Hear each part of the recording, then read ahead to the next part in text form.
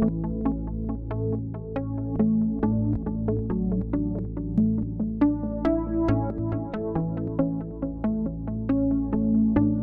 commitment is a huge sacrifice that you have to make if you're going into math, science, and want to do research. You have to be very devoted to your project. And, sometimes you're not going to be able to go out on the weekends just to get your project done. Like, I'm from Wichita, so I can't go home every weekend and see my family, which is pretty hard. That's a huge sacrifice for me.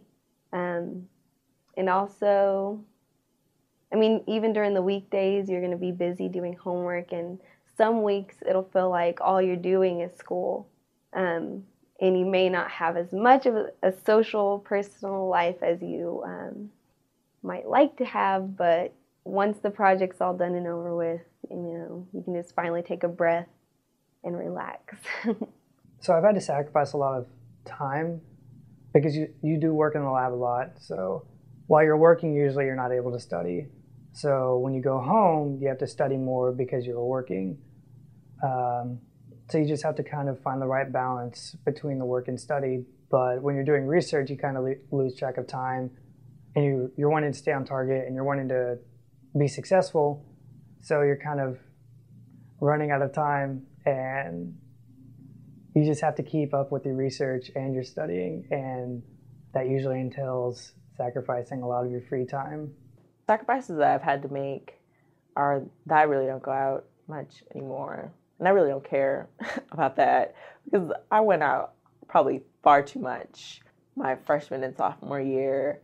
And so now that everything's a lot more serious, I just don't care. But, and I probably lost a couple of friends from along the way, but I really don't care about that either because they probably weren't good friends if they couldn't handle the fact that, I was going in a certain direction that they weren't going in. My biggest sacrifice while doing this was my family.